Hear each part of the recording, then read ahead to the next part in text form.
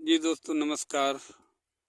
72,825 शिक्षक भर्ती का कल बहुत ही शुभ दिन है और सुप्रीम कोर्ट में कल की सुनवाई के बारे में मैं कुछ बताना चाहता हूं। आप लोग मेरे इस वीडियो को अंत तक ज़रूर सुनिएगा, क्योंकि सभी सिस्टम अपने नियम और कानून से काम कर रहे हैं। कल बहुत ही अच्छा ऑर्डर आने की संभावना है और हमारे जो सीनियर्स भाई लोग हैं वो दिल्ली पहुंच चुके हैं और सभी एडवोकेट भी पहुंच चुके हैं।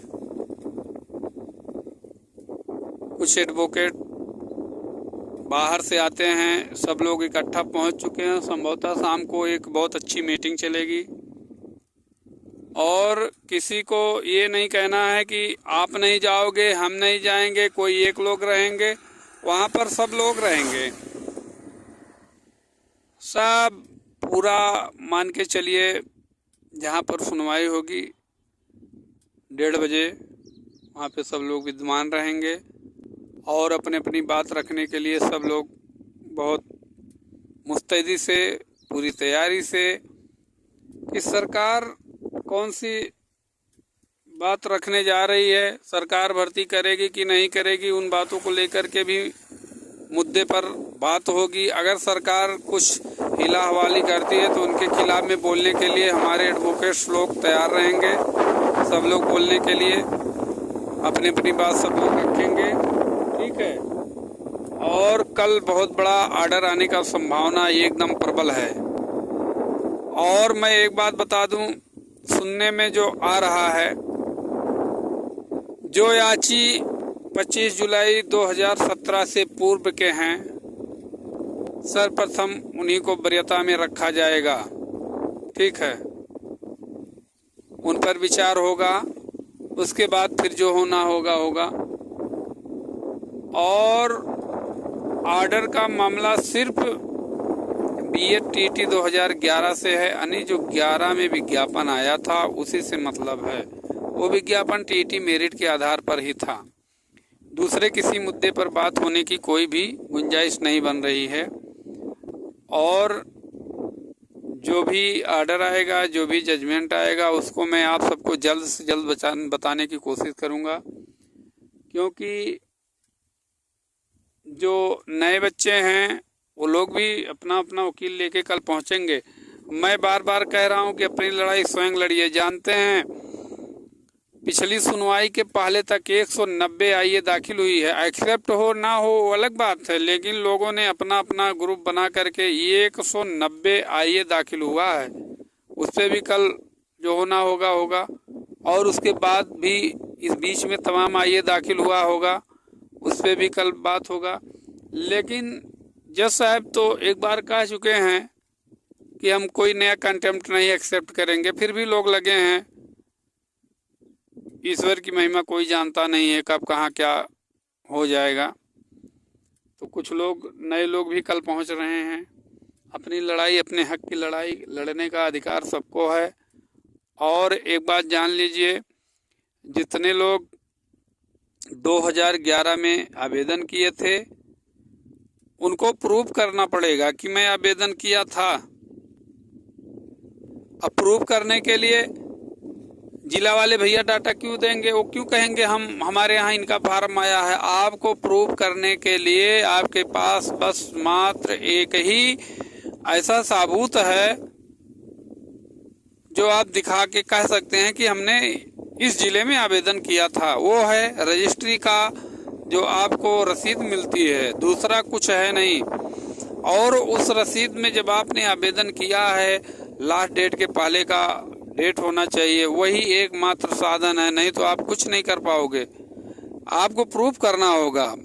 भले ही जिला पर डाटा है, वो कहेगा हमारे यहाँ इनका नाम नहीं, आप क्या कर लोगे? झगड़ा करोगे जाके?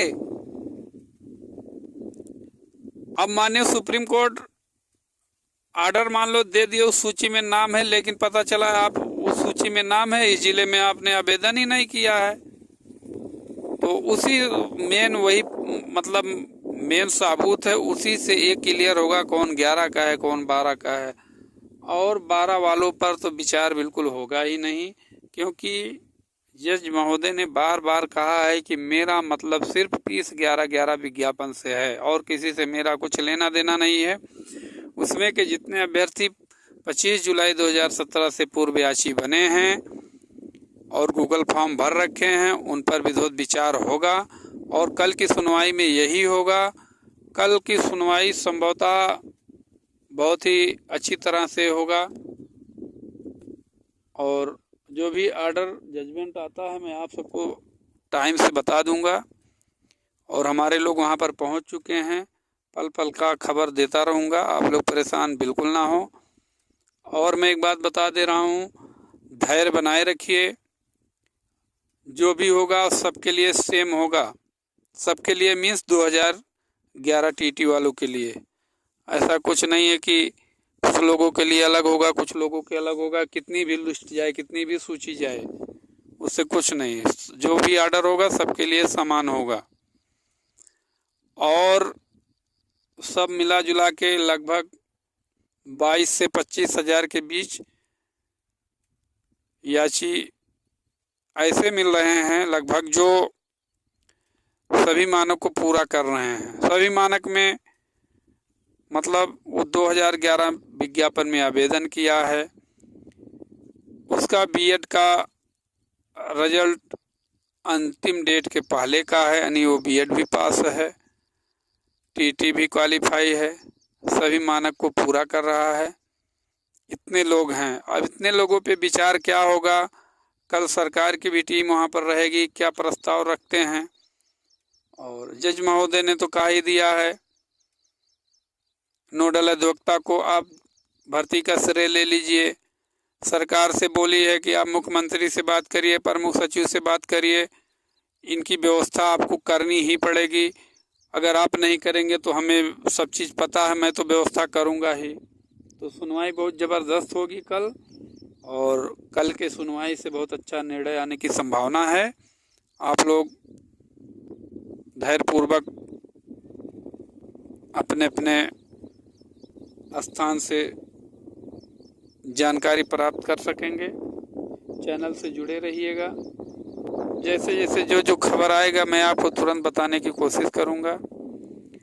और सब लोग वहां पर आज से ही मुस्तैदी से इकट्ठे हो रहे हैं। कल की तैयारी के लिए वहां पर बात विमर्श भी होगा, कल किन किन मुद्दों पर बात करनी है।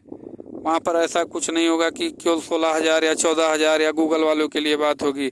वहाँ पर सिर्फ एक बात, मुद्दा एक, बीएड टीटी 2011, इसी पर माननीय जज महोदय जी भी बात करेंगे। बाकी और कुछ नहीं होना है।